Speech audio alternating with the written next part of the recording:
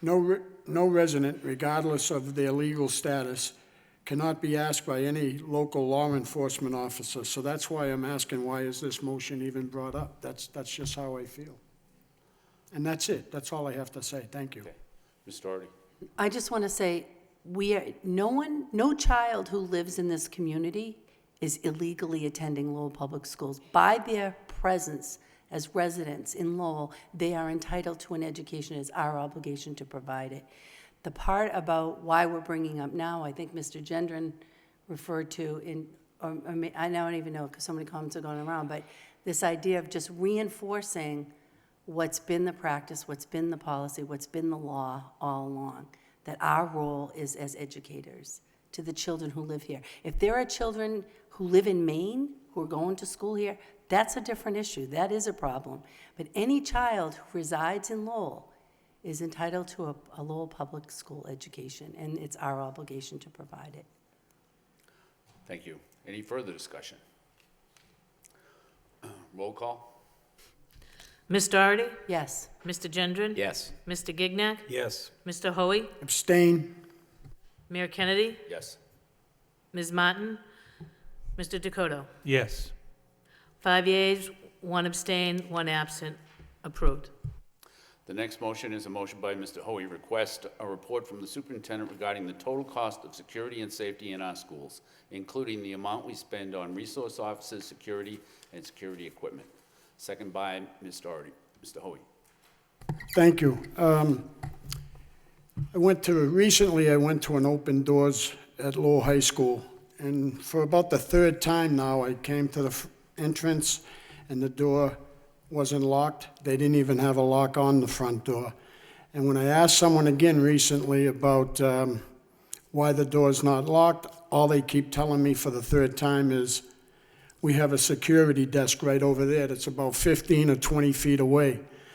Well, I know quite a bit about security. I lived in it my whole life, and all those doors should be locked as much as possible. I know it's impossible, but it's something that door should be locked at all times. I don't care if you have to press a buzzer 2,000 times to let people in. That's what safety is all about to me. 20 years ago when I was on the school committee, I was the one that brought police to the schools. But this motion right now that I'm bringing up today, why I want to know every cent that we're spending, is because I want this school committee to get control of our own security. I've talked to you about this many times, Mr. Superintendent. So, Gary, I want to know every dime we're spending on security. I don't care how long it takes you, but after that, I'll have some more motions. And there was something else about that, if you read the motion.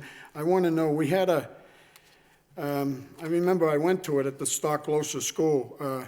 We had an ambassador, his name is William Hyde, I think it is, H-E-I-D-T.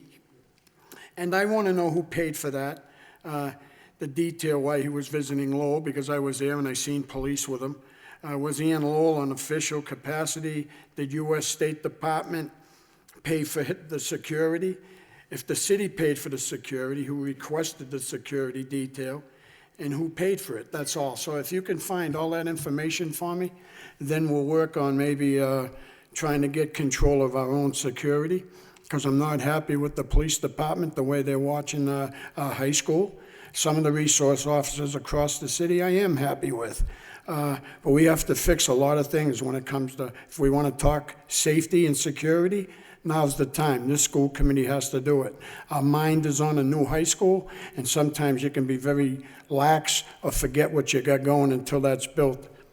Thank you very much. Thank you. Any further discussion on the motion? All in favor? Mr. Gendron. Thank you, Mr. Mayor. I just wanted to concur that those doors on Kirk Street, I think is what you're talking about, Mr. Oh, the main door. Okay. So security at the high school is clearly, there's a million doors to the high school. So we need to, and I know we've spent some money in the past to try and keep those doors secure and monitor them. And it is really important, that we not have people wandering into our high school. So I would concur that we need to take stock of where that stands, and if there's an issue, address it. Thank you. Thank you. Any further discussion? Mr. Hoey. I need to speak one more time on it. My concerns are more about the police department. They have a sergeant that's in charge of the high school. They have a few cars parked out front, so you think there's police there. I've been there many times. I have a hard time finding police. When I do, it almost shocks me. They respond to things that happen at the high school if someone does something wrong. But I think we should have policemen outside the schools, not in them. One on Kirk Street, one at Lucy Lockham Park to stop people from running into my granddaughter's face asking for money. I think if the police force was protecting our children, we wouldn't have people hanging around there during school hours. So the city side of things, we've talked about maintenance of effort, we've talked about nurses. Security is the last thing I want to try to fix. So thank you again, and I appreciate the support if I get it. Thank you. Thank you. Ms. Omoyeni? Okay, thank you. If I could just caution the school committee members before we move forward and look into investing in putting more police officers and increasing the amount of security at our schools, that we look to research that has been done to indicate that in increasing security, increasing police officers, we only further support and bloat the school to prison pipeline. And that reacts, so that only helps to keep more kids out of schools and from receiving the education we need. So I would just caution school committee members before voting, not necessarily in favor of this particular motion, but in the future to keep that particular idea in mind. Thank you. Thank you. Mr. And I know you're a good guy, letting me speak 3 times, but young lady, I have to just say something. 20 years ago, when I put policemen in our schools, I didn't expect them to be sitting in an office. I expected them to be around our schools protecting our children. And when I left, I came back 20 years later, and across the country, we've had almost, I think, 90 school shootings. They're soft targets. And we've done a fine job, and I think the students do a very good job. I've been watching them. They open doors for each other. But I think Lowell kids are pretty sharp, and I think if we have a summit on security, we'll have a real good job being done with security, that's all. But it has happened, and that's where the cowards go. That's where they try to hurt people, when it's a soft target. So that door not being locked the other day just lit a fire in me, that's all. And it's the 3rd time that I asked about that door being closed, that's all. That's all it's all about. Thank you very much. Last thing I'm saying. Is there any further discussion? If not, all in favor of the motion, all opposed, so voted. Next motion of the evening is by Mr. Jenner, request that the superintendent provide a response to the contract offer from the Lowell School Committee. We want to refer that to executive session. Yeah, I think it sounds like we have, shortly after I filed this motion, I noticed that there's a response that we're going to discuss in executive session, so I guess we'll refer it to that. Okay. To that session So following the this second of the motion by Ms. Doherty, referred to executive session. All in favor? Discussion. All in favor? All opposed? So voted. Next, under subcommittees, we have the policy subcommittee, approval of the minutes of the meeting of Monday, March 6, 2017. Mr. Hoey. Thank you, Mayor. Yeah, on March 6th, we had a policy subcommittee at the Rogers School. Ms. Doherty, Ms. Martin, myself, Mr. Gignac was there, Gary Frisch, Robin Desmond, and Ann Sheehy, and we reviewed the homework policy, and we reviewed sick time. That was on the agenda. So the first thing I'll tell you about is a little bit about the homework policy. I got this idea about looking at the homework from the STEM school. I went to a school site council meeting, and I had to cancel out for a conflict that I had, but the STEM school had about 10 mothers and no fathers, but there was 10 mothers there. There was a couple of teachers, and the principal was there. And they talked about a lot of different things about K-2 students at the 2nd grade, that sometimes homework doesn't work for them. But my whole beef about homework was for the smart kids down at the high school. That was more important to me than any other part of the homework. I'm a grandfather, and I try to teach my grandsons math. All it turns into is a beef. And that's why I was hoping Ms. Desmond comes up with a great plan or revises our homework. I'm not sure if anything's going to be revised, so what I wanted to do is, and I'll try to do this as quickly as I can, in front of Ms. Desmond and everybody that was there, I read something from one of my nieces that was a high honor student at Lowell High School, went to University of Lowell and was always on the dean's list. And now she's just doing an EMT for now because she doesn't really know everything she wants to do in life. But her uncle called her up and said, hey, can you just give me a little bit of information about homework? Because I'm going to a committee meeting and I want to have something in my head. So with that said, I got to read this, and thank you, Jamie. I think homework is important, but kids are giving too much of it. They're learning how to balance a busy life with school, extracurricular activities, social and family life, and getting enough sleep. I know you know that, right? You don't get a lot of sleep. Most kids end up slacking on at least a couple of those things to be able to fit it all in and have barely any leisure time. Projects and papers are great, and 20 to 30 minutes of homework after learning something new that day seems reasonable. However, it just seems like kids are giving more than what is necessary and is stressing them out. School is a slice of pie in their lives, not the whole thing. They need time for other things. And they're only kids once.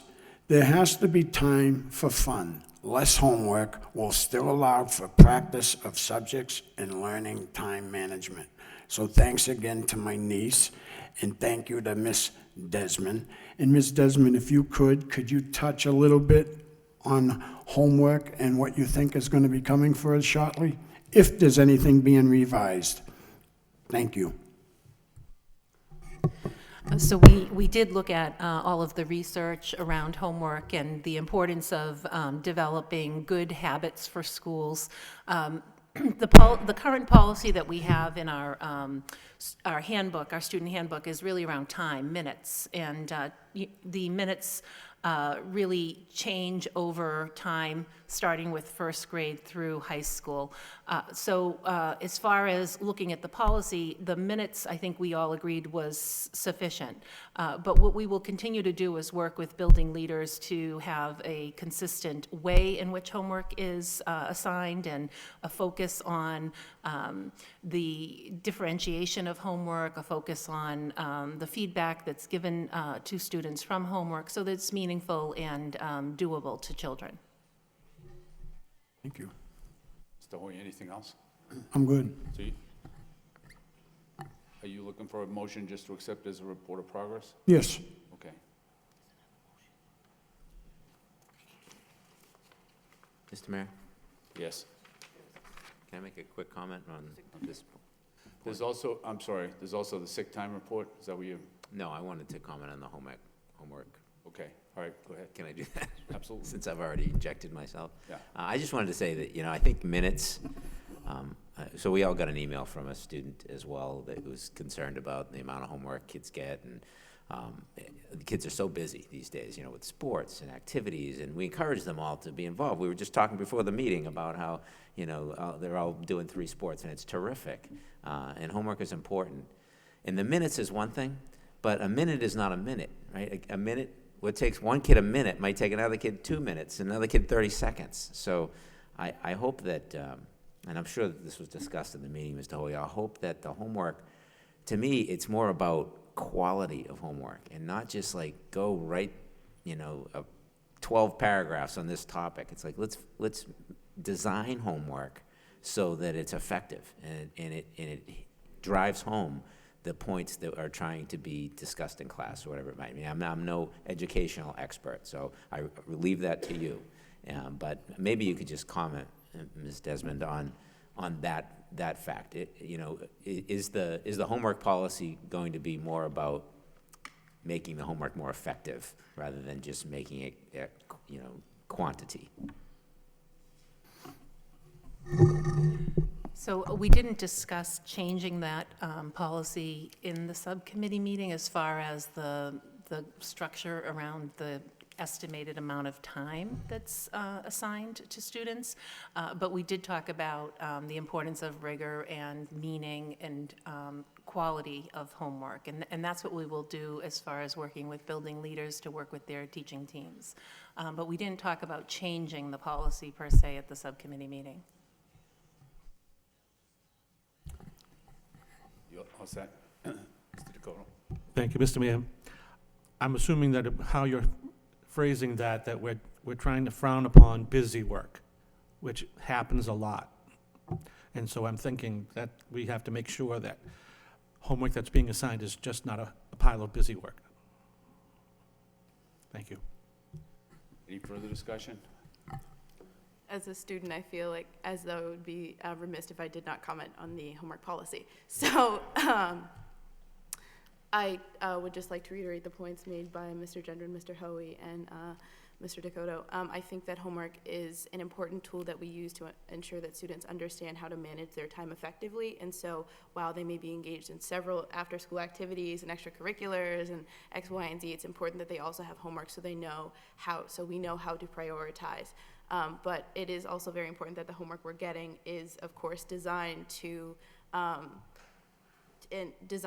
aid us in our learning of the current coursework and not something we're just doing to ensure that we're still being engaged in learning over vacation or over a weekend and things like that. And so during my time in the Lowell Public School system, I've been very lucky to have teachers who take the time to design homework, but I've also had occasions where I do get busy work. And so I'm very happy to know that we are reviewing the policy to ensure that the homework students receive does aid them in their learning and continue to help them manage their time effectively. Thank you. Okay, thank you. Is there any more discussion regarding the homework policy? If not, the second part of the report was the review of the sick time policy. Okay, thank you, Mayor. Yeah, when I originally talked about homework, I started to drive Ms. Sheehy basically crazy. It's something I abused in my system, and I know a lot about sick time. It's something that I feel it's right in my wheelhouse. This motion that I brought up originally was just to show the city of Lowell that we're tracking all of our sick time. That's what I basically did this for. And I don't think you track it as well as we did in the prison system, but it's a lot better right now. I worry more about things like, if Ms. Sheehy, do you mind coming up to the mic? There's a few things I'd like to ask you, but the first thing is I appreciate all the work you've done on this report, and I think sick time is a real big issue. And I think in the minutes that Mary wrote, I thought they were the best minutes I've seen so far this year, Mary, but I'm going off track. I look, when I seen in the report here, it says that teachers and the paras receive 15 sick days a year. That's what I received. And they say theirs is front-loaded. Could you explain that to me a little bit? I think I know what it is, but I'd rather hear it from you.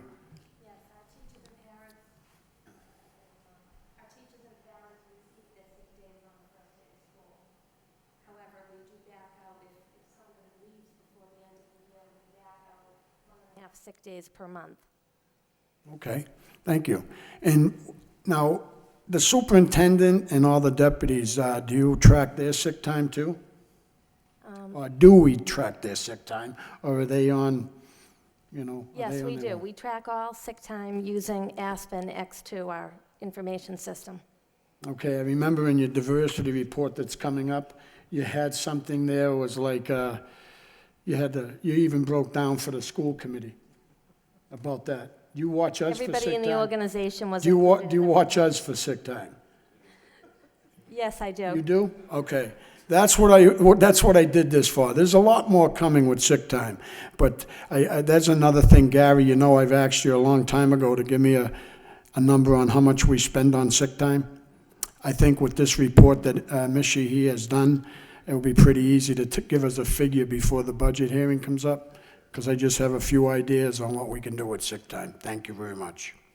And thank you, Ms. Sheehy. Appreciate it. Thank you. Any further discussion? Ms. Doherty? Thank you. I just wanted to point out that we did have a motion out of that discussion on sick time, and the motion was to recommend to the committee that Human Resources draft a policy regarding sick time, because apparently, no, not regarding sick time, regarding attendance. We don't have an attendance policy for our staff and our administrators. And so the idea was, just something about how we, we're committed to coming to school, or whatever. But that was the motion that came out of that, to look at putting something in writing that the Human Resources Department would bring forward.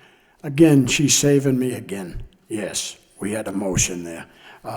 And actually, that's why I like being a big mouth. You need someone like me around because I say something and some motions do come out.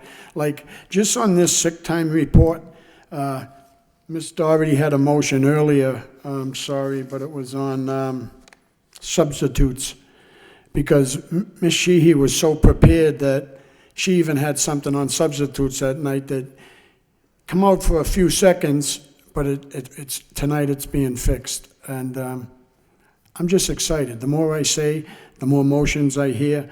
I'll get better with motions. It might take me another term, so I got to get elected. But I appreciate the help that this school committee gives to me. Tremendous. I've had a lot of help from the person next to me. She's not here tonight, but she gave me 2 of my biggest seconds that I've had here. And Ms. Doherty has brought some motions that are making this school committee this year look awesome. So thank you. With that said, have a nice night.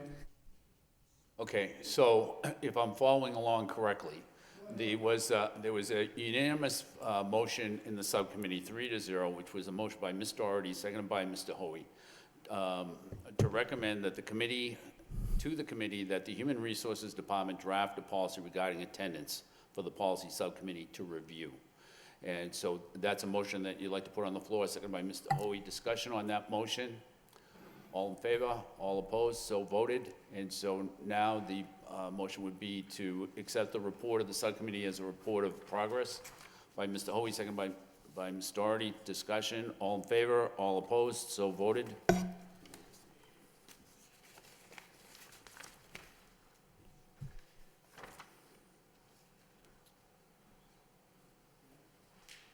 Next, we go to reports of the superintendent, and the very first one is the food service presentation at satellite sites and food truck approval.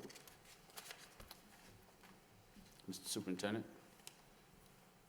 Thank you, Mr. Mayor. I will ask Mr. Frisch to report on that. Thank you. Thank you, Mr. Superintendent. We do have in the audience Mr. Cassidy, Assistant Business Manager, as well as Sharon Agassi from the Food Service Department. If you would come to the podium. Thank you. Good evening, everyone. The business office has provided 2 separate and distinct reports regarding 2 topics. Number 1 is an update on our satellite meals. And the second one is an update on our food delivery truck. Is there a preference on which order the body would like to discuss this? Probably the food truck.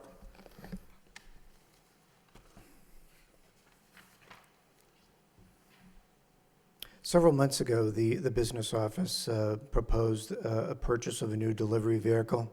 I think it started with a conversation or a motion by Mr. Hoey, and we started looking at our operations relative to our summer meals program. This update talks about our summer meals program and the number of students, the number of children that we serve in the Lowell Public Schools, in the city of Lowell. What we're proposing is the purchase of a new vehicle, which will increase our summer meal program by 30%.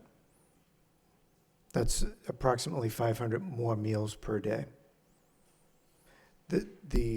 Under our grant program, the state will reimburse us for those meals, and it'll increase our revenues, and our sales will contribute to the purchase of this vehicle.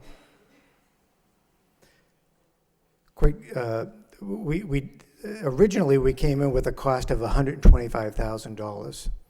So we did go out to Worcester, and there's a picture of the Worcester vehicles. We downsized from their $125,000 vehicle to like a 14-foot vehicle that can hold up to about 800 meals per day. That cost is about $75,000, much less than what was originally proposed. Within this document, you'll see a variety of pictures. Hopefully you can get an idea of exactly what we're looking for. It's really a large cargo van with a refrigerated unit that'll allow us to go from site to site during the summer, serve students at each site. Nothing fancy, nothing over the top. It's big. It's much bigger than our cargo vehicles right now. And we would look to use this vehicle on a day-to-day basis in our regular meal program. So we would be trading in one of our vehicles. So we'd be downsizing on that. Well, I guess just one final comment before any questions. What we would like is the school committee to support the business office moving forward on a bid for a vehicle. You will ultimately vote on the purchase of that vehicle through the permission to enter process. So once again, we're looking for your support to move forward on the bid so we can present a formal price. Yes, I'd just like to add, in the document that was sent to the school committee, there's a profit and loss or break-even point in terms of adding this vehicle. It does allow us to be more efficient, and instead of maintaining 3 drivers, we can reduce down to 2 drivers. So in actuality, even paying for this cost of the truck, the break-even is 1 year. And so we even show a profit because of the reduction in staff for this vehicle. So just wanted to add that to this. It's going to be more efficient. Number one, it's going to be able to provide Aramark during the summer to provide meals to children under 18 and under. A lot of times children come to our schools, this is the best meal they receive, some of them, during the day. And during the summer, sometimes they go without. So this ensures that our students that have a nutritious meal throughout the regular day and the summer, throughout the summer. So I think it's a win-win for during the summer as well as during the regular season. So I just want to allow Sharon from Aramark to, she's done a lot of work on this, if she could add a few points to this. We service 90,000 meals a week during the current school year, and we are servicing, averaging around 61,000 during the summer over a 10-week period. So we know that there is lots of students that are either partaking in junk food or not participating in eating any healthy food during the summer months. We also are very well aware that having a school open is not a viable thing for security reasons, not having doors open during summer for kids to be allowed in. We also know transportation is a huge issue in getting kids out. So our goal, and we've done a lot of research, I've been doing researches with other Aramark locations and also spending a lot of time with Donna in the Worcester location and getting her best practices and what's worked for her, the increase in the availability of getting those meals out by identifying locations where there is high population of students, so by working with the homeless liaisons, working with people in Janine's office, the Health and Wellness Committee, and all those community members, and finding out where these high population of students are, and then loading up that truck with 800 meals, and being able to make two people in that truck and go out and can serve breakfast and lunch out of that truck, and keeping that food safe.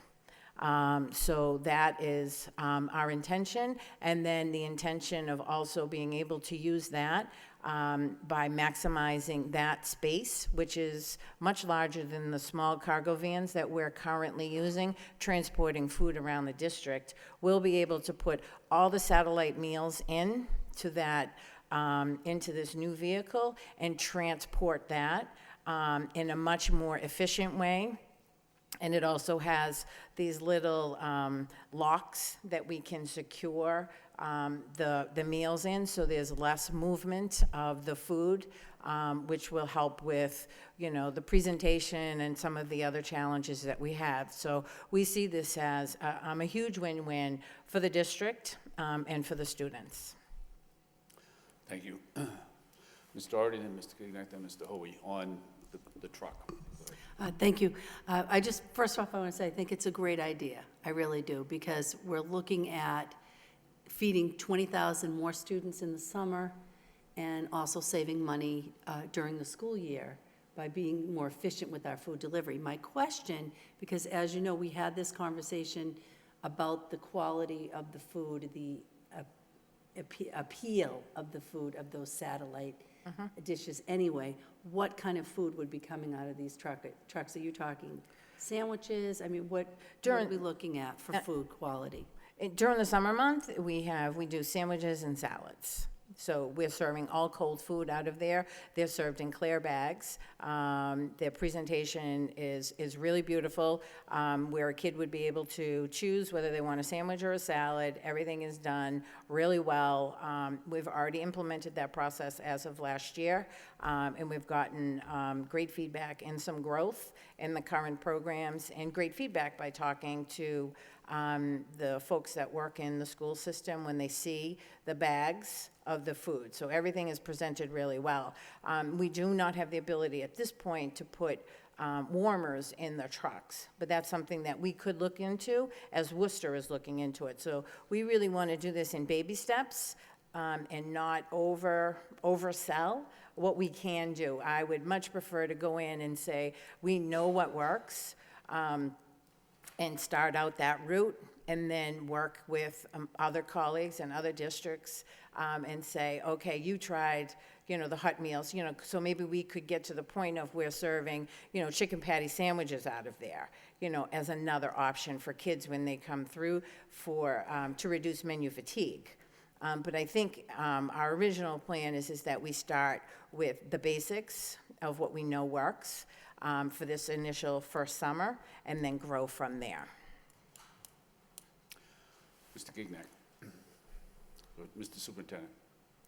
Thank you, Mr. Mayor. Thank you, Mr. Gignac.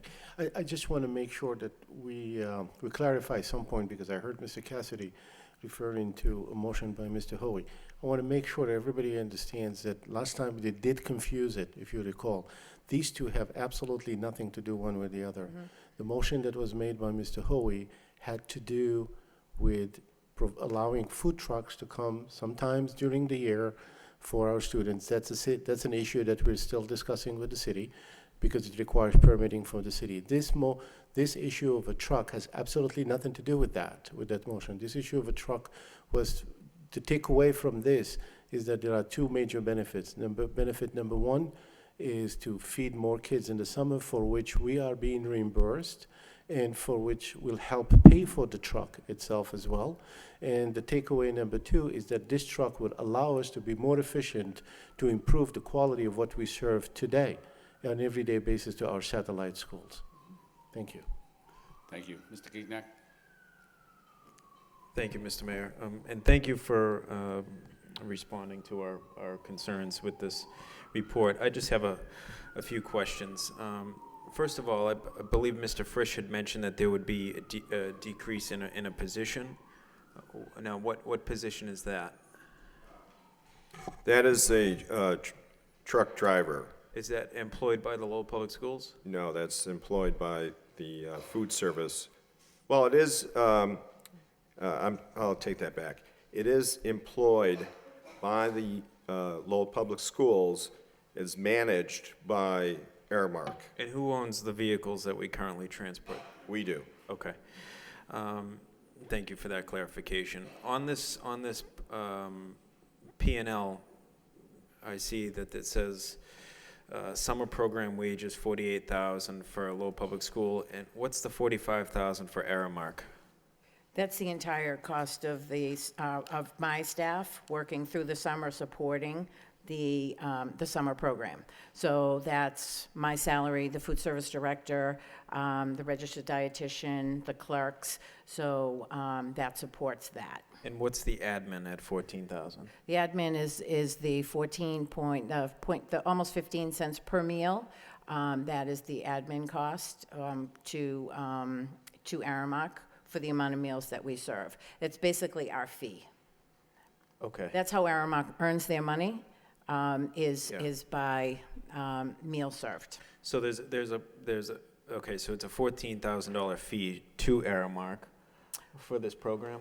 There's a part of our operating statement, so the part of the fee that is returned to Aramark is that $14,000 is what would be Aramark's return. Okay. For the meals served. In addition to the $45,000 that we're... The $45,000 is part of the operating cost of running the business, so which is included as part of the P&L. So we are part of the entire Lowell of the labor number. Sure. So it's all included. So that's included in the operating costs. Okay. But it still shows, even with the $14,000 on the admin, that's for Aramark's support of outside us, of Lowell. outside of my presence in the RD. So district manager, VP, marketing, HR, and all those supports that come through.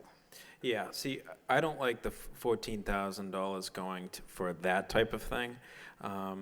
I'd like the idea of feeding more of our kids in the summertime. I truly do. I like the idea of having a better vehicle to transport the satellite meals. But one area I was a little confused in is if we can't put warmers in this vehicle, then how is there any improvement in transporting the satellite meals during the school year, the hot meals? The hot meals are currently put in warmers.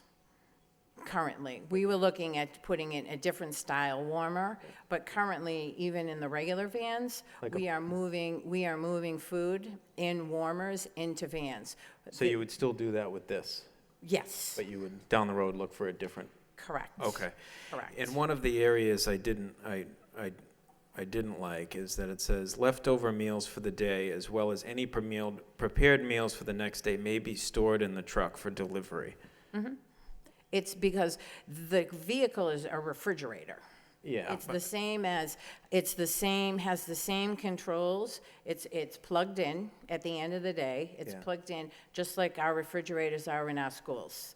And there's temperature logs. So instead of, at the end of the day, we take out, we have a couple of days shelf life on a salad or a sandwich. Yeah. So say we have 30 extra meals at the end of the day, we would bring those sandwiches and salads back in, put them in the walk-in, and then we would take them out of the walk-in and put them back in on the truck. We would not need to do that now because the refrigerated truck is the same as the refrigerator inside the school. Well, I would argue with that. I mean, if somebody breaks into one of our school buildings, there's an alarm, police is notified. If somebody breaks into one of these trucks in the middle of the night and tampers with the food, how would we know that until the next day? We would know that upon, just like if something happens in any of our schools, the very first thing that we do when we enter any of our schools is we go and we take temperatures of all our refrigerated areas. We would know immediately upon entering that vehicle that somebody had tampered with that food. Okay. Yeah. Just as being experts in food service, Sure. we would intuitively know that there was something wrong and we would address that. We're not talking about storing hundreds of meals. But if there was a case of milk, we wouldn't have to transport that because it would still be refrigerated. Okay. Yeah, I don't feel comfortable just leaving food in a truck. I don't, yeah, I understand it's plugged in and it's a big refrigerator, but I don't think that's a good idea. I like the fact that it will provide for more meals to the kids. I don't know, how do you deliver 80,000 meal, how are you gonna deliver 80,000 meals with one truck? I can see you currently have 3 trucks? We're serving about 61,000 meals now, but that includes schools and churches, and parks and recs. So the plan is that one of the traditional vans would take all the meals that go to the schools that have refrigerations. They would go transport. We would put them in the cooler bags with ice, as we traditionally do, and we would move those to the schools. Anything that was going to a park or outside would go into the refrigerated van. So Michael and I put together a graph so we know exactly how many meals are going to schools and then how many meals would go to parks. So right now, if we did it just on the 61,000 meals, 412 meals would need to go into the refrigerated truck, which gives us the opportunity to put another 400 meals in there, which we could use to travel to largely populated areas where students would be during the summer. Okay. Thank you. Thank you very much for answering my questions. I understand that we're reimbursed for these meals, and I understand that, we're projected to make a profit. I don't see that providing free breakfast and lunch to our residents and our students as a money-making entity. I don't think that's the idea of it. I don't think we should be even interested in that as a result of this. I completely understand paying for the wages of yourself, your staff that work in Lowell. I do not want to pay $14,000 for the VP in marketing for Aramark. It's just, I don't know. I could see as a management company for our food service, I would prefer that you purchase this to as a goodwill effort to expand the program. I don't think I think we should fix what we currently have, and we'll talk about that later, is how we're trying to fix our current processes. This is a part of that, but as a moneymaker, I don't think is the appropriate way to present it. And I'll let I don't believe that we are presenting this as a moneymaker. I believe that the process of the P&L was to show that it wasn't going to cost the district any money to purchase this. So I think that was the purpose of the P&L, was just to show that it wasn't going to be money spent without any return, or just we weren't thinking it through correctly. So we're not looking at, we're talking about a profit of $5,000 at the end of the day. So I don't think that that's the intention of the truck. The intention, the pure intention of the truck is to provide more summer meals to Lowell Public School students. Yeah, may I? Yes, go ahead. Thank you, Mr. Mayor. I think the genesis of this idea was, how can we service students better? By providing meals during the summer. Right now, we provide it at different school locations.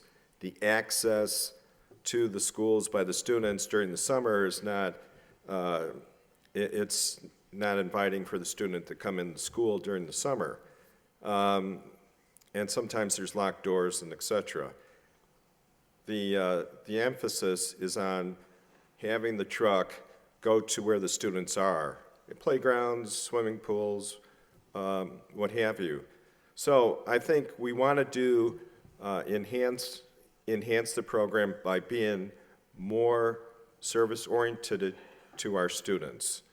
Number two, and this is a real important point, this is going to help our satellite programs, and it will also ensure and improve the quality of our product that we serve to the students, as well as ensure safety of the food.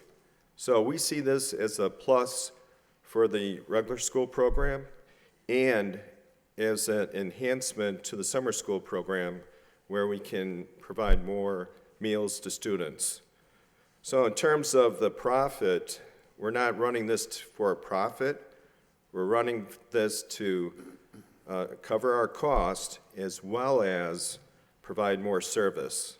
So we really feel strong that this is a win-win, and it's going to be good for kids. It's going to cover our cost, and at the end of the day, kids are going to be have more access to food during the summer when they may go without. Mr. Gignac, you still have the floor. Yes, thank you very much, Mr. Mayor. You had just mentioned that it's going to improve our satellite program. I'm still missing that completely. If we're using the same warmers that we currently have that are not, I saw the warmers, that it's not okay. How is this going to improve it? Well, I'm going to defer to Sharon on that, but quite honestly, we're going to have a refrigerated truck. Are you going to have a refrigerated truck with warmers on it? Well, in some cases, we transport cold sandwiches. I got you. Mr. Superintendent. Thank you, Mr. Mayor.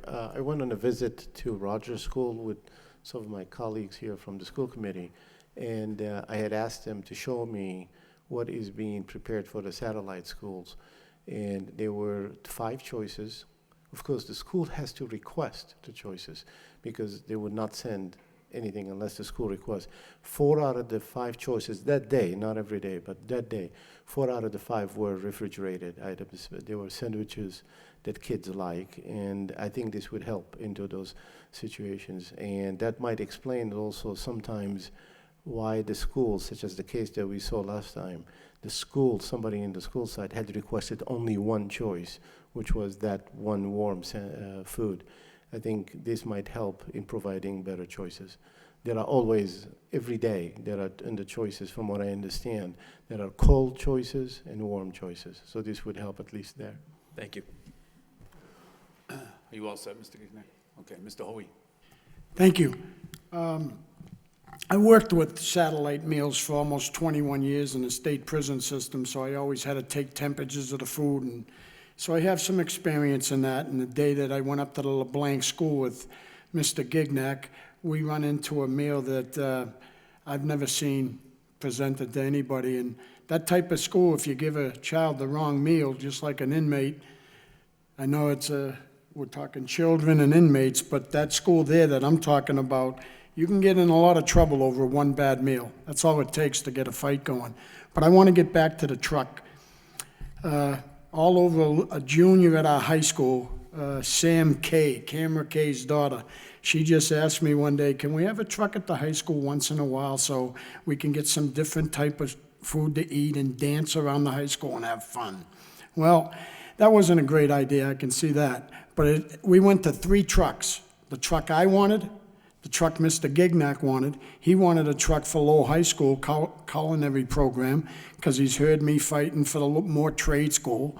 And hopefully if the school is built out at Colley, I hope the mayor tries to grab the old Lowell trade in the high school and keep it for us. With that said, the 3rd truck is coming from Amrock, whatever way you pronounce that.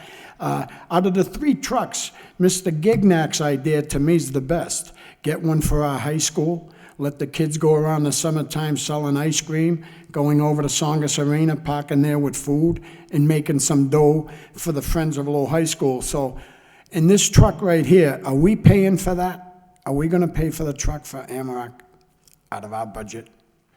No? We're going to be paying for the truck. Beautiful. That way there I can vote for it as long as we're not paying for it. It's, if I may, Mr. Mayor, Superintendent. the cost of it is going to be borne by the revolving account that is the food service, not our budget, not the Beautiful. 70 budget. Go ahead. All right, Mr. Hoey. Just, I know you'll fix it in a minute, thank you. I love to visit schools. This is my 2nd year to go visit them. I think the best way to find out anything is go talk to the people that are doing the work. And I visited a lot of kitchens. I like to talk to staff to find out their complaints. and this is just my opinion, but I think our kitchens are limited to what they can really do. They need a better selection. Not just apples and oranges every time for fruit. They need fresher food and fresher fruits. That's all I'm asking for. And the last thing I think, and I've searched for every problem I could find, there's not that many. Some schools are unbelievable, doing a great job. But I think the biggest issue we're faced with is a lot of the staff that preps the food, they're only getting 3.5 hours a day. That's how much they're hired for. And if we could get them from 3.5 hours till 5 hours, they say their problems will almost all be solved for a lousy hour and a half. That's all they're looking for. Now, I don't know if the reason is for benefits or it's not worth doing it, but that's what they're screaming out for, just to go to 5 hours. So how can anybody live on 3.5 hours to come in and prep work? No wonder they can't find the help. It's hard to do. So I think if we brought that staff to 5 hours, a lot of our prep work problems would be over. And I'll listen to the problem about the truck. I want to know who's paying for it, if someone can answer that for me. Okay, thank you. Ms. Doherty? Thank you, Your Honor. I just would like to, in getting back to the issue of the truck, I just, and I know Deputy Superintendent Janine Durkin was there too, attended a poverty summit that was sponsored by the Mass Association of School Committees and the Mass Association of Superintendents. And the reality of the situation right now, just talking Massachusetts, and then we can look at Lowell as well if you want, but the reality is poverty is deeper and broader than it's ever been. And that, as we all know, everybody in this room knows, for some of our children, this is the only meal they get the whole day. So this truck, to me, the idea, and we will not be paying for it, Mr. Hoey, because it comes out of the revolving food service money. We are reimbursed for those, for every meal that we provide, we are reimbursed for that money. This is going to increase our ability to get out into the community in the summer and feed those children, 20,000 more of them, where we have problems with transportation, problems with not being able to get into our buildings. All that will be alleviated by this truck being able to go to those places where the children are and provide the food. The second issue about the quality, and I wholeheartedly agree with my colleagues' concern about the quality of the food. We are looking at that. There's another report that follows this one that talks about the steps in place to improve the quality. And I didn't taste that food, I only saw the picture of it. To me, it wasn't the temperature that probably made it so, it was the blandest, beigest looking food thing I had ever seen. So we all know we have an issue with quality. Aramac knows that's an issue that we need to look at, providing food that appeals to people that they want to eat. I see that as separate. We don't have to solve that with the truck. They're telling us the truck will help them in getting to a more appealing food for those satellite sites. But for me, the overarching issue, the reason we really should support this truck tonight is because it's going to feed more children. It's going to get more food into the bellies of our students, those students who really need it. Thank you. Mr. Gendron? Thank you, Mr. Mayor. So first of all, I want to say that Ms. Doherty and I, before the meeting, were discussing the fact that we didn't have a chance to have dinner tonight. Now this talk about food is really making that a little bit more difficult to handle. But nonetheless, I want to say that I think this is an excellent idea. I think that we're going to get a truck that's brand new, it's larger, it's more efficient, it doubles as a refrigerator, which I think is a great thing. I mean, if we don't have to take the food out of the truck into the warm air and put it into a refrigerator someplace else and then do that again in the morning, then I think that's a real asset to us. And I'm sure there would be security concerns, but surely we can handle that. Surely we can, secure this truck at night so that it doesn't get broken into. And if it does, we know about it. And it pays for itself.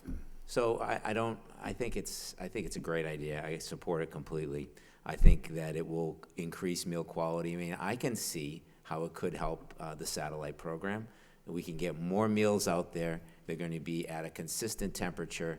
We don't have to move them as much. So as Mr. Lagasse was saying, it'll be better with presentation and how the food looks. And I just want to say the summer meal program is something that this city has done for decades. I was involved with it in the 80s, I guess it was the 90s. I'm dating myself a little bit. But it is something that this city absolutely needs. A city like Lowell has to have a summer meal program, and there's studies that show not only does it help these kids who might not get a proper meal during the day in the summertime in their development, but it also has links to crime.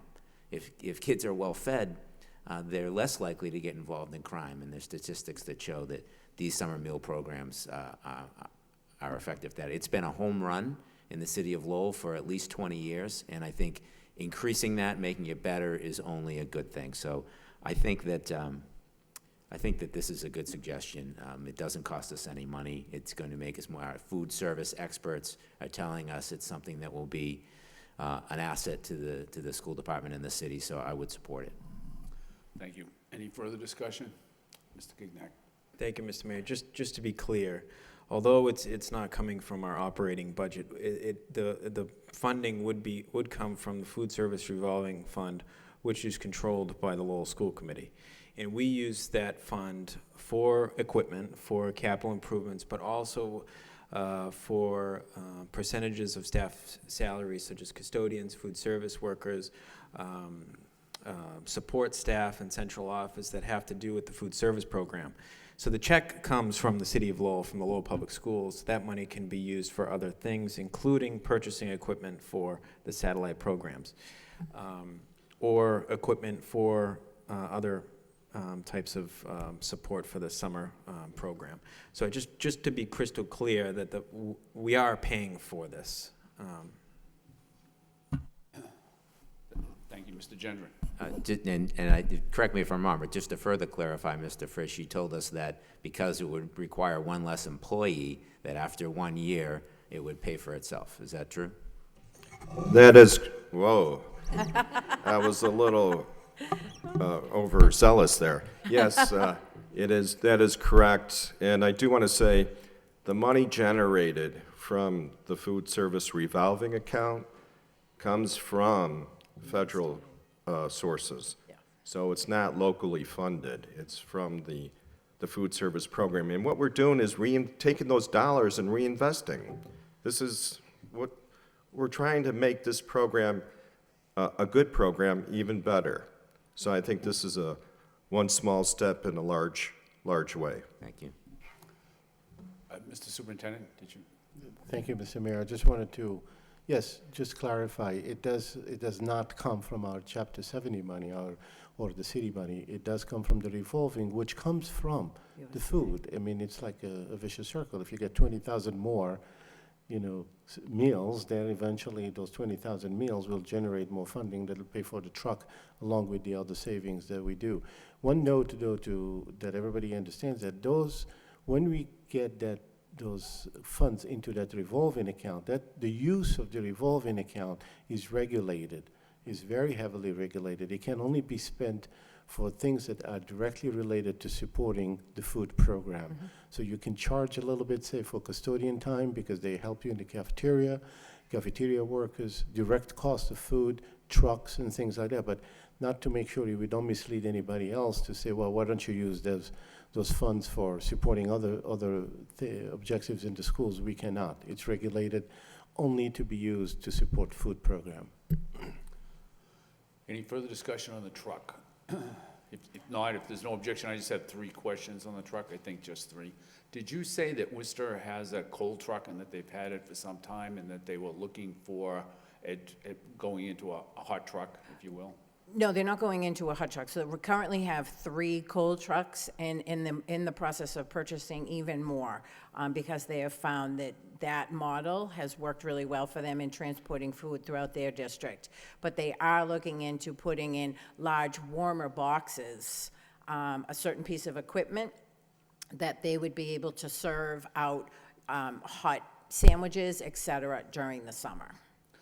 So a specific piece of equipment. Okay. Why wouldn't we do that? Why don't we do that? Yeah.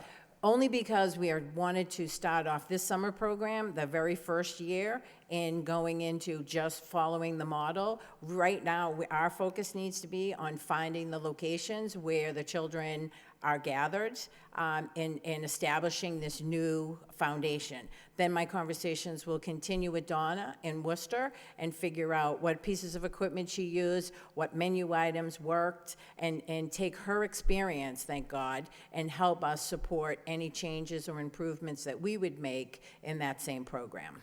But we really want to start off with doing what we do really well and establish that program. Okay, thank you. All right, part of this too is the presentation of at the satellite sites. Is there any discussion on presentation at the satellite sites? Mr. Gignac. Thank you, Mr. Mayor. First of all, my comments will be in the positive nature, just to let you know. I appreciate the fact that you so quickly went in and started to address some of my concerns. I like the photos you listed here. It looks a lot different than what I saw on site. So it looks like there's improvements being made. I love the pilot program at the LeBlanc. I think that's great. They have the space. And I love the survey, and I think that's something we should do for all of the satellites, and I know we do it across the district. But it's just a great way to make sure that we're always improving. And I visited another satellite school just recently for a reader day, and the kids were telling me that they didn't like the lunches and whatnot. So I went down and I took a look, and they are much better than what I saw previously. So I do thank you for making for taking some action, and I appreciate the fact that you've addressed a number of my concerns, and we'll continue to evaluate this. Thank you. Any further discussion on the presentation at the satellite sites? Mr. Hoey. I just want to say thank you, Sam Kay, for coming up with the idea about a truck that's going to go around the city feeding children. So if you're out there watching, thank you for your idea. Okay, if there's no further discussion, we need two motions. We need a motion, which would be a roll call vote, to go out to bid for the new vehicle. Do we have a motion to do that by Ms. Doherty, seconded by Mr. Gendron? Discussion on the motion. Roll call. Ms. Doherty? Yes. Mr. Gendron? Yes. Mr. Gignac? No. Mr. Hoey? No. Mayor Kennedy? Yes. Ms. Martin? Mr. Dakota? Yes. 4 yeas, 2 nays, 1 absent, approved. And we need a motion to accept the report as a report of progress by Mr. Gignac, seconded by Mr. Hoey. Discussion, all in favor, all opposed, so voted. Next is the Thank you, dropout. everyone. The dropout presentation and recovery. Mr. Superintendent? Well, Thank you, Mr. Mayor. I'm going to ask Deputy Durkin to present that. Thank you, Dr. Kelfawi.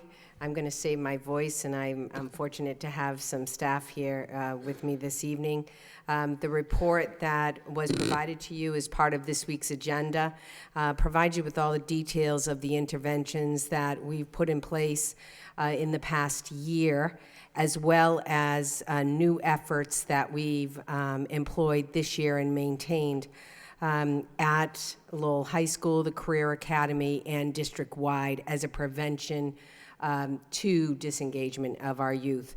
So through you, Superintendent Kalfawi, to the mayor, with your permission, I'd like to turn this over to District Attendance Officer and co-chair of the Lowell Public School Dropout Prevention Team, Heather Ganley, and with her is Rosa Segura Morales, one of our attendance monitors. Also here tonight is head of Lowell High School, Brian Martin, to provide a brief overview of the data that has been instrumental in helping us as a district to progress. These staff members, along with all of their staff, our K-12, pre-K to 12 staff, and our alternative school staff, overseen by Principal Margot Ferrick, have done yeoman's work to change the trajectory for many of our children. So with your permission, I'd like to invite Heather Ganley just to share a few slides of the data with you. Hi, good evening. Thank you for this opportunity to present, along with Brian Martin, the latest attendance and dropout data for Lowell High. the first slide here talks about ABCs of disengagement. And so this is from experts in the educational field and research and data. This formula is really, I guess I would say, the connection that we look at on where dropouts or how a dropout ends up becoming, a dropout. It's a series of events. It's a cumulative dynamic event and almost the last stage of a disengagement could be the end result of a dropout. And so this series of connections in absences, behaviors, and course failure really are the formula that we look at. So we know that chronic absenteeism is the red flag, is absolutely the first red flag and piece of the formula. We also know that behavior issues, like I said, and course failure are another piece. But again, the chronic absence piece is the precursor, to sort of all of these other issues, and they're often interconnected. So, what is chronic absence? So what is chronic absenteeism? Chronic absences refers to when a student misses school both for excused and unexcused reasons, and they miss more than 10% of the school year. That can be as little as 2 days each month. So in the last 2 years, Lowell Public School has actually taken a look at our attendance, and we've made a slight shift in how we look at attendance, review attendance. In addition to truancy, which is unexcused absences, we're also focused on chronic absences. Based on research and data, we know that children who are chronically absent in preschool, kindergarten, and first grade may be less likely to be on target for reading in third grade. Children who are not on target for reading in third grade or by the end of third grade are 4 times more likely to drop out of high school. Again, this is based on research and data. Because chronic absences are a contributing factor to student dropout, monitoring and intervening early is an effective tool in preventing our students from dropping out of school. What is Lowell School's chronic absence rate? Here's a chart for the last 4 school years. I can't really see the numbers from over there, but if you look at school year 12-13, where we were at 18.3%, and compare it to now, where last year, school year 15-16, we were at 15.3%. Based on this trend, and due to the hard work of all the school teachers and our support from our administrative staff as well, and our leaders and dedication, this reducing our chronic absence rate will put us on track for lowering our dropout rate in the future. How do we compare with other districts or comparable districts? I wish this was a little bigger, but as you can see, the state average, and I just have the last 2 school years, 14-15 and 15-16 up here. I'll show you 15-16 after. And as you can see, the state average is 12.9%. So, we're closing in. As you can see, back on the 2013, we were at 18.3%. And then this past school year, we're, like I said, at 15.3%. Again, noting the state average has decreased to 12.3%, and I say to that is, we still have a lot of work to do, obviously, when it comes to our chronic absence rate. History of Lowell Public Schools dropout rate. I went back pretty far, but as you can see at the end here, last year, the year before, 2014 and 2015, there was a significant decrease, so significant that we actually are below the state average for the first time, which is really remarkable, and an honor to work with the staff in this room, Superintendent Janine Durkin, Brian Martin, and the dedication of all the people involved in this effort.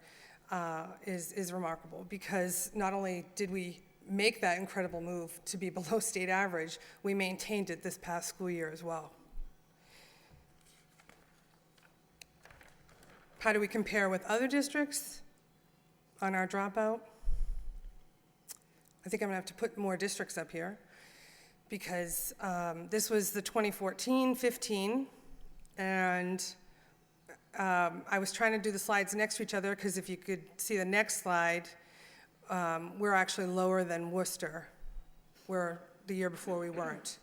But again, that's a testament to how difficult it actually can be to maintain that decrease in your dropout rate as well. So, so again, we're below state average and maintaining. What have we learned about Lowell dropout prevention? Or what have we learned about dropout prevention in Lowell?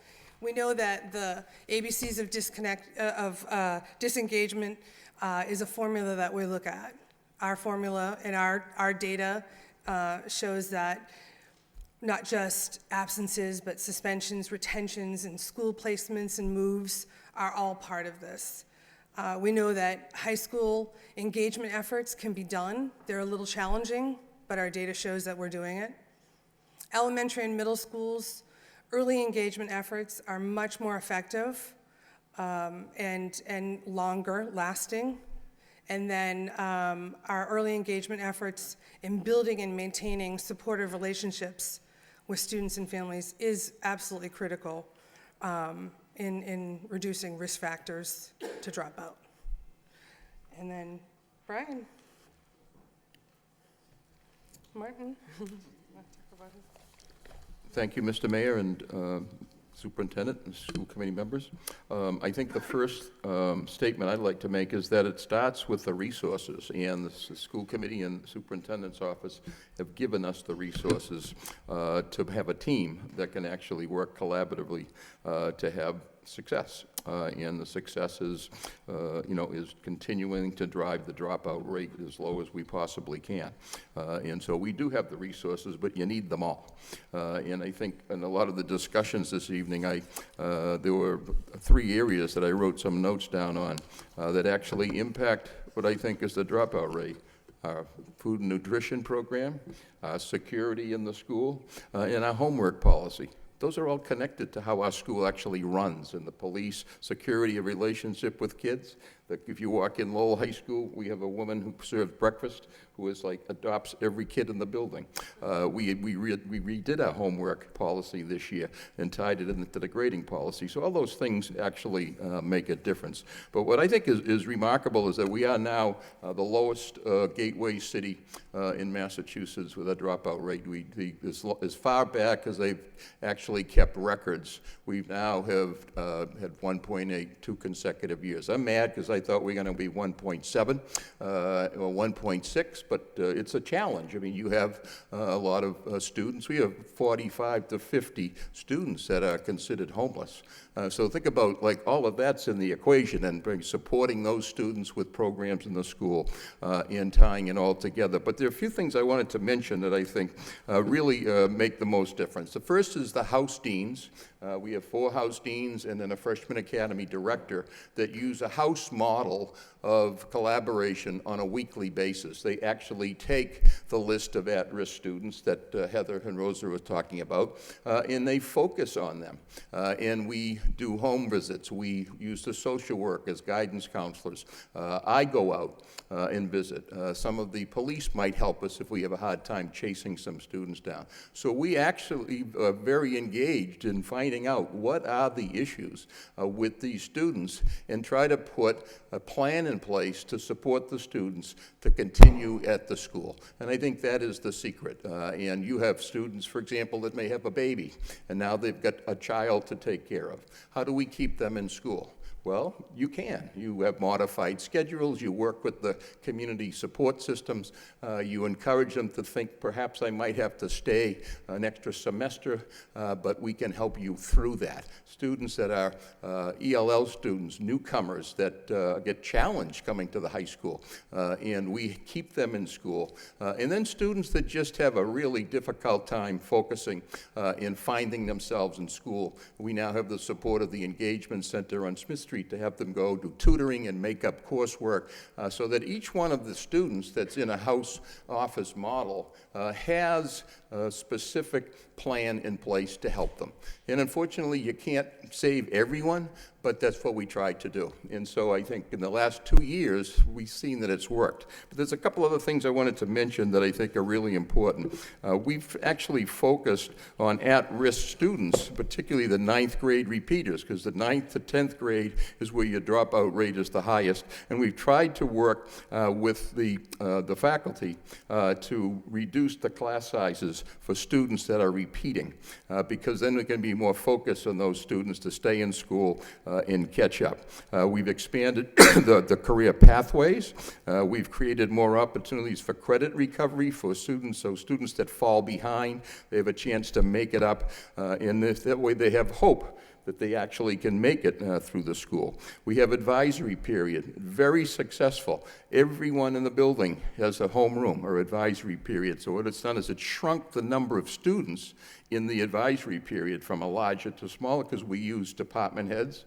I do one, Mrs. McLeod does one, Mr. Robinson does one, Dr. Howe does one. And so those numbers shrink, which means you can actually connect with more kids on a daily basis. And that has a huge impact on kids. So that every day you see them for 25 minutes and you're connecting. That's all you're doing is finding ways to support them and asking how they're doing. I think it's one of the best things we've ever done at the school. The PALS mentoring program has been enormously successful. I think Carla Correa has come here, but we also added another mentoring program the last 2 years that was a volunteer mentoring program for the staff.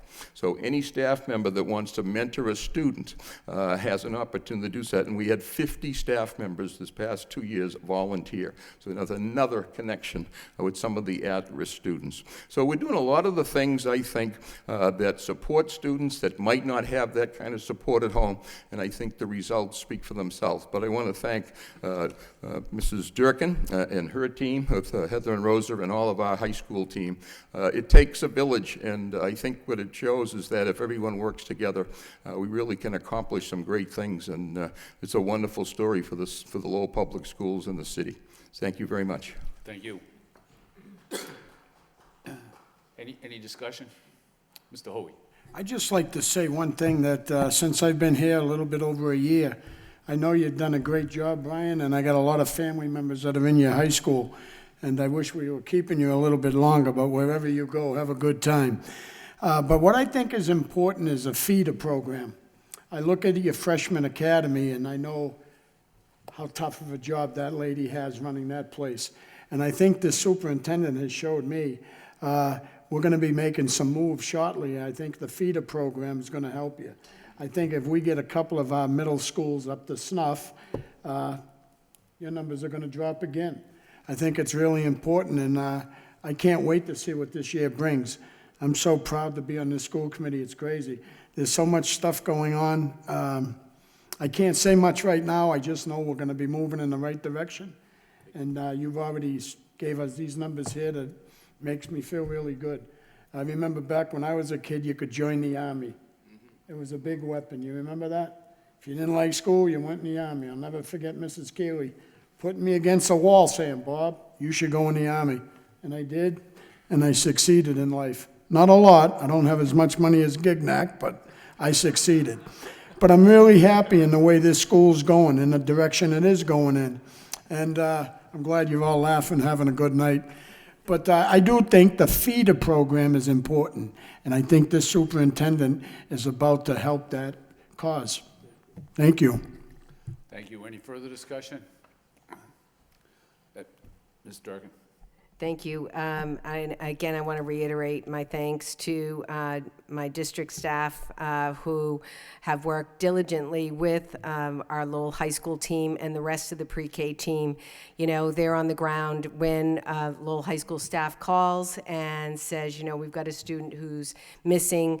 They're out there. And one of the things that we've really focused on this year is making those connections with kids. And we know that, you know, a punitive measure isn't going to get a kid back into school. So we're fortunate that we were able to hire revisit our grant, our McKinney-Vento grant, and hire a homeless liaison to conduct outreach to our 600 plus that are documented right now, homeless families in the city.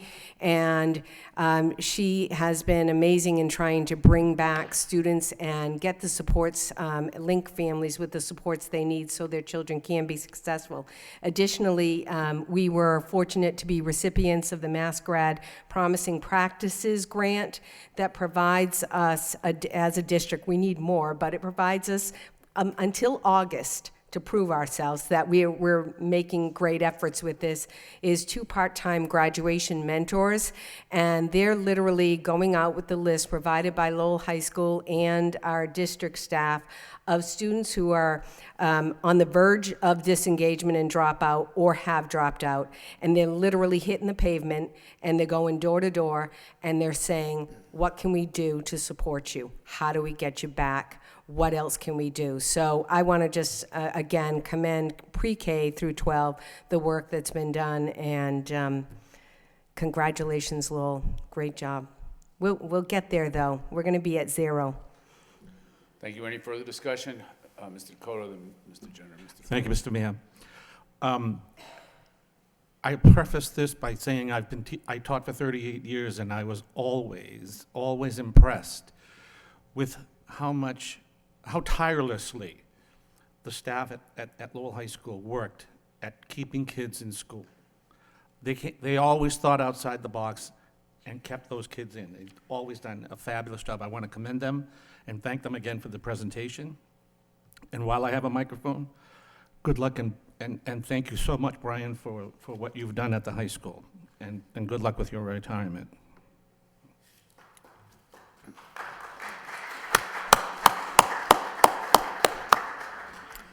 Mr. Gendron. Thank you, Mr. Mayor. Yeah, this is terrific news. This is great news for Lowell Public Schools in the city of Lowell, and I hope that when I pick up my Lowell son in the morning, I'm going to see that headline, Lowell Public Schools dropout rate dips below state average for the 2nd year in a row. That's terrific news. And I guess the thing, and this is sort of related to what Mr. Dakota was saying, the thing that impresses me the most is how well this issue is understood. You know, with all of the things we have to do in Lowell Public Schools and Lowell High School, and all of the successes and challenges that we have, I feel like we really understand what is causing this problem, and we've devised actions to address it directly. And that's great, rather than just taking, you know, kind of a chance and a kind of a swath that maybe this will help. I feel like there's been some investigation here. We understand what the issues are, and we've taken steps to address them. And I don't know if we'll ever get to 0, but if we keep at it, we'll certainly keep the momentum going in the right direction. Thank you. Thank you. Any further discussion? Hearing none. Thank you very much for the presentation. Moving on to the next item is extracurricular activities update. Any discussion on the extracurricular activities update? Hearing none, we'll move on to the K through 12 student population by zip code. Any discussion? Ms. Doherty. Thank you, Your Honor. This was part of 2 motions I had looking at where our students come from zip code. The other motion really referred to the costs involved in transporting students if we had the high school out at Collie. So I would like to refer this report and the one to come to a subcommittee. I think it would really go into finance and student services maybe, because we're going to be getting a bunch of information that has to do with transportation, and this is premature to discuss this report at this time. So you want to make a motion to refer the extracurricular activities, the K through 12 student population by zip code report to Where? To the finance and, to a finance and student services subcommittee. Subcommittee. Okay, do we have a second to that? By Mr. Gignac. Discussion, all in favor, all opposed, so voted. And then the other report that goes with that would also be at that point. Thank you. And then, if there's no further discussion on that item, then we'll move on to the management letter. Any discussion? Mr. Gignac. Thank you, Mr. Mayor, and thank you to the superintendent, Mr. Frisch, for providing this. Just a few questions. The management letter that was sent to the city and the city council didn't include your responses. It had separate responses from the city administration. Were your responses sent to the city? No, they weren't. Okay. I wasn't asked to respond. Okay. Perhaps you can send these responses. I think it's important that. Absolutely. Okay, thank you. And the milk and lunch revolving fund, I understand your response because we went through the process this time around. And I personally was asking for clarity throughout the process using that fund, and I think we've established that. My question is related to the grant funding. The auditor indicated that $508,000 of federal funds were not spent and were returned to the Department of Elementary and Secondary Education. Your response is that the money given back was carried over to the next fiscal year and expended. So were the funds given back to DESE and then DESE returned them? Is that how? Yes, they were reappropriated for the summer program, exactly. And if I may add, this will not be an issue for next year because it's going to be a 2-year grant, and so there won't be a return of funds. It'll just be carried over to the next fiscal year without any return of funds to be used for, in this case, the summer school SPED program. Okay. So I just, and if you could also include that the $508,000 that was returned to DESE was then reallocated back to the district, and send that response to the city. I think it's important for the city and the city administration to see your responses as responses of the Lowell School Department. Thank you. You're welcome. Any further discussion on the management letter? If not, we'll move on. The next is the response to Mayor Kennedy's motion of February 1st, 2017 regarding the STEM Academy at Lowell High School. Any further discussion? If not, we'll move on to the monthly financial report. Any discussion regarding the monthly financial report? Mr. Gignac.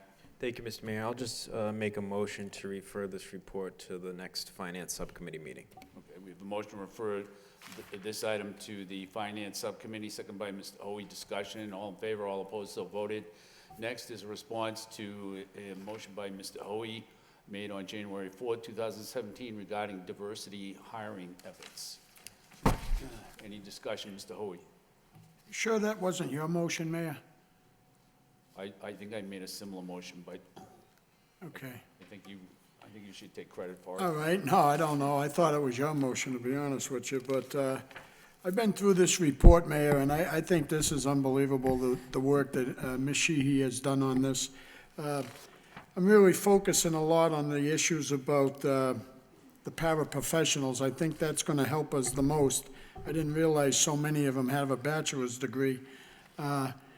But as far as questions on this tonight, I don't really have a lot of questions other than saying this report is pretty good. It gives you everything you need to know and how we've done on hiring and diversity. And I'm looking at the past couple of years. I can go to, actually this 2016 to 2017, the numbers have changed in a good way. And I think if we keep moving in this direction, because to me, this could be one of the top 3 issues for this city. We definitely have to hire more diversity. And it's not simple, because a lot of people of color are going toward the medical fields, and I've been doing a lot of research trying to find out why we can't get more diverse people. I'd like to maybe bring Ms. Sheehy to the mic again, and if you don't mind. And I would just like you to touch on, I know Ms. Doherty had a motion earlier in the year about paraprofessionals, but if you don't mind just touching that a little bit for me, I think everybody would appreciate it. Sure. This report is very important to all of the work that we do. Our staff is our largest asset in meeting the needs of our students. If you turn to page 7, the report talks about the number of paraprofessionals with a bachelor's degree. And we've identified that in the HR office as a really key point to build upon. These paraprofessionals represent a very diverse cohort of staff members. And these paraprofessionals are also at the right point in their educational career to take part in our soon-to-be-approved, I hope, district licensure program that we have, that we're working on currently. We hope to have an answer from the Department of Education in May, but this program will allow these paraprofessionals to take anywhere from 4 to 7 courses offered by our teachers in our schools with credit through Fitchburg State College, and it will allow these people to become certified teachers. This is one of the greatest ways we're going to see more diversity among our staff members, really reaching out to our own paraprofessionals that are already a diverse cohort that represent our students. If you look at the end of the report, I have data there from Fitchburg State College, UMass Lowell, and some other ed prep programs that show what the diversity in those programs looks like. UMass Lowell, their student body in the Graduate School of Education is 94.3% white, and Fitchburg has similar data. So you can see what we're working against in trying to get a diverse staff. So I think that by reaching our paraprofessionals that really want to move forward in their careers and that have a lot of substantial experience working with our population, I think that's a really good way to see a quick increase in diversity. It's also very inexpensive. $285 a course is what Fitchburg is giving us. So it's very reasonable for our paras to do that. If you look at our data from this past year, you will see some change and some increase in diversity, particularly in the paraprofessional group again. We hired 11 paraprofessionals that self-identified as Asian in our data. So again, that's a large group of our students. As you know, we have the second largest Khmer population in the country. So I think that's really representative of our students. We are working, obviously, to increase diversity in all areas of our staff, but these are the key points, I think. If you have any questions, please feel free. Mr. Hoey, you all set? No, I'd just like to back up that paraprofessional. I can just speak for my school, the Pine. My grandson goes to the Pine School, and he's in the 1st grade right now. But he happened to have a kindergarten teacher that went from para to a teacher. I'll just call her by her first name. Her name is Miss Hillary, she's noted by all the kids. She's a 2nd-year teacher now, coming from a para, and she's in such high demand. It's amazing what happens to a paraprofessional that has a bachelor's degree and she finally gets certified. It's almost like trying to become like when you have to become a contractor, general contractor. When I was getting a license as a young man, I had to take the test about 7 times. So I know some people have a hard time being certified to be a teacher. And I'm just really so happy on this report. I've been through it twice. I need to do it about another 2 more times, but I'm all set for tonight. I just want to thank you for this report. Thank you. Thank you, Ms. Doherty, then Mr. Gignac. Thank you, Your Honor. First off, it's an amazing report. I mean, it's full of so much information about just the whole issue, and not just our schools, but the city as a whole, how we've changed through the years. And I wanted to commend, you can see that beginning in 2015, there started to be some movement to really look at hiring staff that really represents our students, which I think is really the key issue here, is that if your role models, if your teachers look like you and understand who you are, the whole, that encouraging, mentoring piece just gets strengthened throughout. And so that's very cool to see that trend and to see that moving. The specific area I was really excited about, and I'd like to kind of hear a little bit more about, was on page 10. When you mention, you discuss working with our high school students, because imagine that, we capture our own high school students who are interested in education, gone through our school system, and get them excited about being part of our staff and on a career path. So I wonder if you could just speak to that. You know, Thank you that's for an your area positive comments, Ms. It's been Doherty. very near and dear to me to get those kids in our city and get them interested in developing their careers and coming back to serve as our teachers of the future. So as you know, this work came out of a motion of yours from last year where we talked about further strengthening an educator pipeline, working with Middlesex Community College and UMass Lowell. And then we also met with Betty McKiernan at Adult Ed, and we identified people there that are willing to apply for jobs and looking for jobs as paraprofessionals, and they represent our families. And we also reached out to Lowell High School, and we're working with guidance now. They have 5 students that have committed to go to Middlesex Community College in their early childhood program. So now that they've gone through that process, we're meeting with those students and working with those students with head of school Martin to discuss the possibility of those students working in paraprofessional positions next year.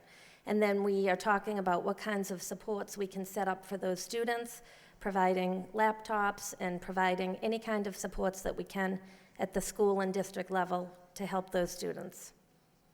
And that was one of your motions from last year, Ms. Doherty. Thank you for your support on that.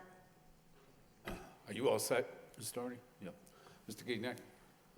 Thank you, Mr. Mayor. Actually, my comment was on the same item. I think that was a great surprise to see that included in here.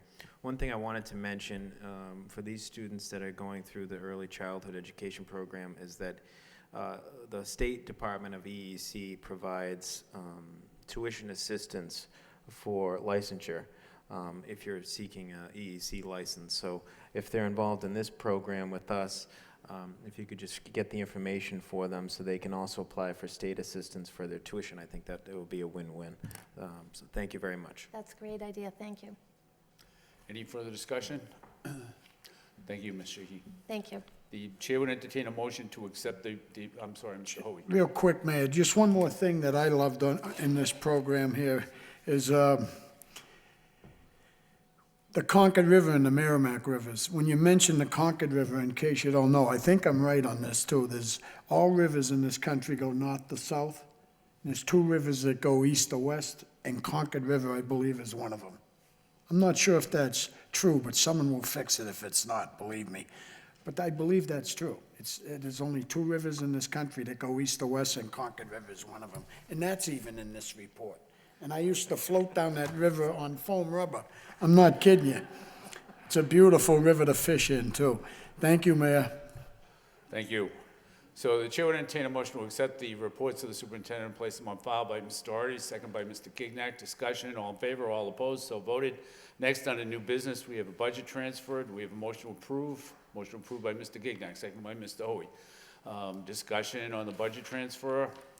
Roll call. Ms. Doherty? Yes. Mr. Gendron? Yes. Mr. Gignac? Yes. Mr. Hoey? Yes. Mayor Kennedy? Yes. Ms. Martin? Mr. Dakota? Yes. 6 yeas, 1 absent, approved. Next, under convention and conference requests, we have 3 requests this evening. Chair would entertain a motion to bundle all 3 and approve by Ms. Doherty, second by Mr. Gendron. Discussion, all in favor, all opposed, roll call. Ms. Doherty? Yes. Mr. Gendron? Yes. Mr. Gignac? Yes. Mr. Hoey? Yes. Mayor Kennedy? Yes. Ms. Martin? Mr. Dakota? Yes. 6 yeas, 1 absent, approved. That concludes the regular agenda. What we have scheduled is an executive session, so the chair would entertain a motion to go into executive session and notify everybody that we will be adjourning from the executive session. So we have a motion to go into executive session by Ms. Doherty, second by Mr. Gendron. Roll call. Ms. Doherty? Yes. Mr. Gendron? Yes. Mr. Gignac? Yes. Mr. Hoey? Yes. Mayor Kennedy? Yes. Ms. Martin? Mr. Dakota? Yes. 6 yeas, 1 absent, approved.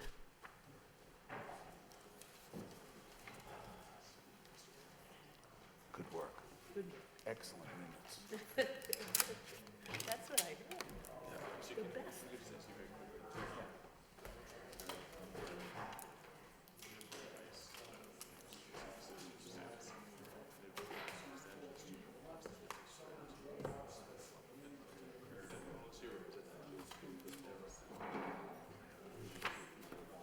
Jackie, was the other motion you were referring to?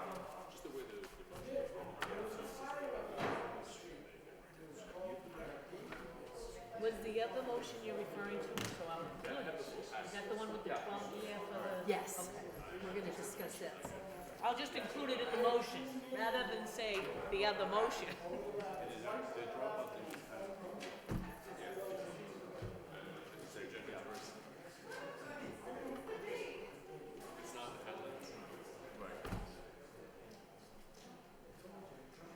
Mary, I'll see you later. All right, we'll see you in 2 weeks. Yeah.